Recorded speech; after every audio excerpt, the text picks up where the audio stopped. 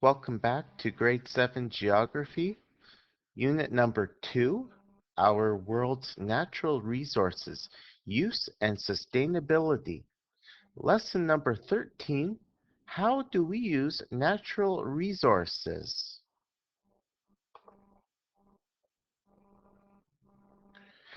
Think about the food you eat and the clothes you wear. Where did these items come from? How are they changed from things in nature to objects that you use? Our second unit in Grade 7 Geography is about natural resources. We will look at the different ways that people take natural resources from the earth, as well as the consequences of taking these resources.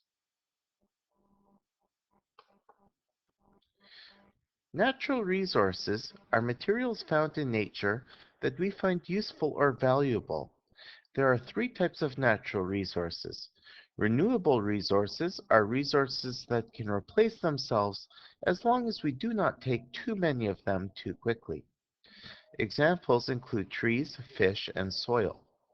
Flow resources are resources that are replaced by natural actions, whether we use them or not. These are things which do not belong to any particular person or country. Examples include wind, water, and sunlight.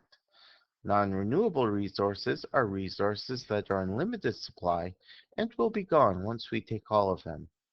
Examples include minerals and fossil fuels. On the next page, you will be shown some examples of natural resources. Your challenge will be to identify each resource as renewable, non-renewable, or flow.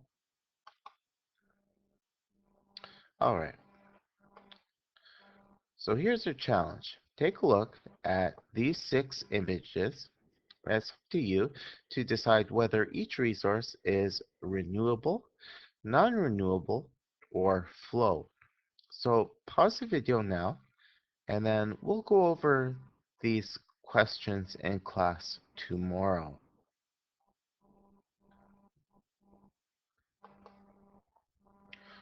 We need to think about how we can use natural resources in a sustainable way.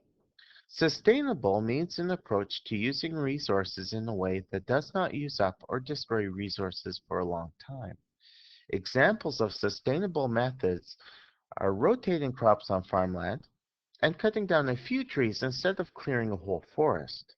People find practicing sustainable actions difficult because it involves patience and careful planning. And as you can see from this picture here, aquaculture is a growing example of sustainability. Fish farmers set up enclosures where they raise fish that will later be sold to supermarkets. This means that only part of a river or lake will be fished, and there will still be fish left to thrive in the rest of the river or lake. Natural resources are located around the world.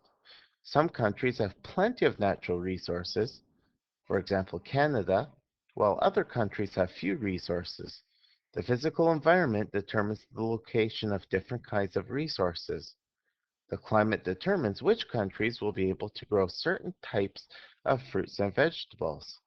The movement of the Earth's plates has resulted in oil and gas reservoirs being available in certain parts of the world. The movement of the plates also makes it easier to extract, remove, gas and oil from below the Earth's surface.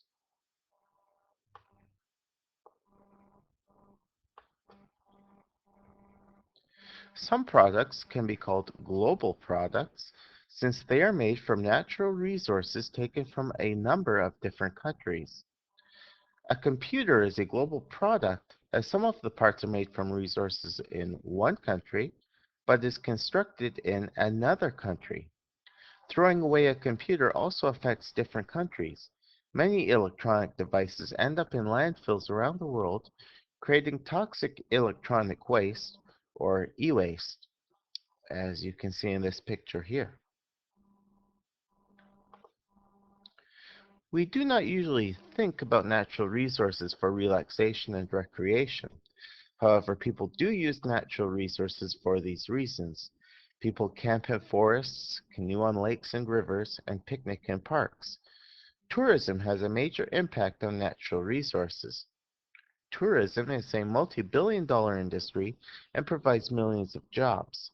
Tourism allows people to learn more about the environment and different ways of life. Sadly, tourism also has harmful effects on the environment. In order to build hotels and resorts, natural habitats must be destroyed, leading to the disappearance of wildlife in an area. It also reduces the amount of land where food can be grown. Too many tourists litter the areas they are exploring. Vehicles that are used for touring pollute the air. Fortunately, more and more tourism companies now realize that a growing number of customers care about the environment. For that reason, companies are promoting ecotourism as an environmentally friendly alternative. And here's one final challenge. This is a check of our understanding of today's lesson.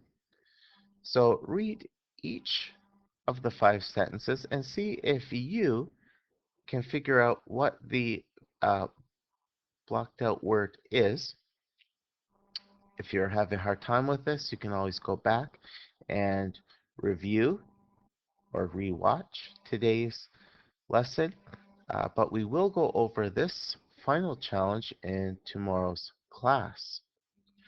But until then, this concludes today's video.